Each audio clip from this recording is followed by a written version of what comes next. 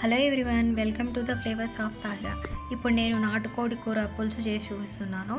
ముందుగా మనం ఇక్కడ 1 kg నాటుకోడి కూరని వాష్ చేసి పక్కన ఉంచుకోవాలి. ఇక్కడ 2 ఉల్లిపాయలు, 2 టమాటాలు, 4 పచ్చిమిర్చి చాప్ చేసుకొని పక్కన ఉంచుకోవాలి. ఇప్పుడు ఒక మిక్సీ జార్లో ఒక పెద్ద కొబ్బరి ముక్కని, ఒక 5 లవంగాలు, 5 మిరియాలు, 2 దాల్చిన చెక్క వేసుకొని ఫైన్గా పౌడర్ చేసుకొని పక్కన ఉంచుకుందాం. ఇప్పుడు మనం స్టవ్ వెలిగించుకొని కుక్కర్ పెట్టుకొని ఇందులోకి 3 స్పూన్స్ ఆయిల్ వేసుకోవాలి. ఆయిల్ బాగా వేడయ్యాక ముందుగా మనం చాప్ చేసి పెట్టుకున్న ఆనియన్ అండ్ పచ్చిమిర్చి వేసుకొని కొంచెం గోల్డెన్ ఫ్రై వచ్చే వరకు బాగా వేయించుకుందాం. ఇందులోకి 2 స్పూన్ల సాల్ట్ వేసుకొని ఉల్లిపాయ, పచ్చిమిర్చి బాగా వేయేలాగా వేయించుకోవాలి. ఉల్లిపాయ బాగా వేగినాక ముందుగా వాష్ చేసి పెట్టుకున్న నాటుకోడి కూరను వేసుకొని ఒకసారి మనం అలా గెరెట్తో ఇలా కలుపుతూ ఉండాలి. ఇప్పుడు కూర బాగా వేగిన తర్వాత ఇందులోకి 1 స్పూన్ పసుపు వేసుకొని ముక్కలు బాగా కలిసేలాగా పట్టించి కుక్కర్కి మూత పెట్టి ఒక 2 విజిల్స్ వచ్చే వరకు మనం హై ఫ్లేమ్లో పెట్టి ఉడికించుకోవాలి. ఇప్పుడు మనం స్టవ్ ఆఫ్ చేసి కుక్కర్ మీద తీసి ఒకసారి చూసుకోవాలి. ఇప్పుడు ఇందులోకి చూడండి బాగా నీళ్ళు ఊరాయి.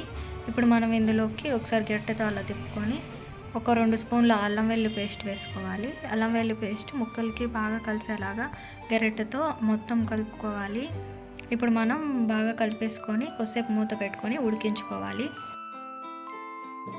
ఇప్పుడు మనం మూత తెరిచి ఒకసారి చూసుకొని ఇప్పుడు ఇందులోకి చూడండి అల్లం వెల్లుల్లి పేస్ట్ అంతా బాగా ఉడికిపోయి నీళ్ళన్నీ బాగా ఇంకిపోయాయి. ఇప్పుడు ఒకసారి అలా గరిటెతో తిప్పుకొని ఇప్పుడు ఇందులోకి మనం ఒక 3 స్పూన్ల ధనియాల పొడి, ఒక 2 స్పూన్ల కారం పొడి వేసుకొని ఒకసారి మనం అలా గరిటెతో కలుపుకోవాలి ముక్కలకి బాగా కలిసేలాగా.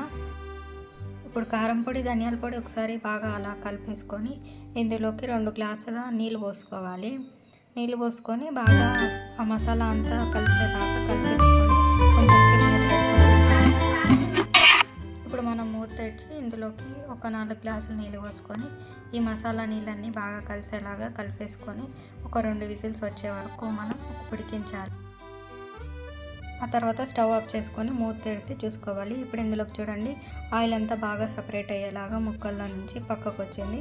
ఇందులోకి మనం ముందుగా చాప్ చేసి పెట్టుకున్న ఒక టమాటా ముక్కల్ని వేసుకొని ఒకసారి అంతా కలిసేలాగా గరిటెతో అలా తిప్పుకోవాలి.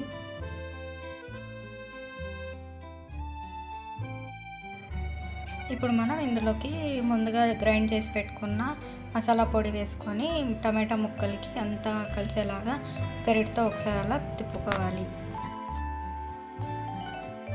మసాలా పొడి అంతా ముక్కలకి కలిసేలాగా బాగా ఒకసారి కలుపుకొని ఇందులోకి ఇప్పుడు ముందుగా చాప్ చేసి పెట్టుకున్న ఒక కట్ట కొత్తిమీర కట్టను వేసుకోవాలి.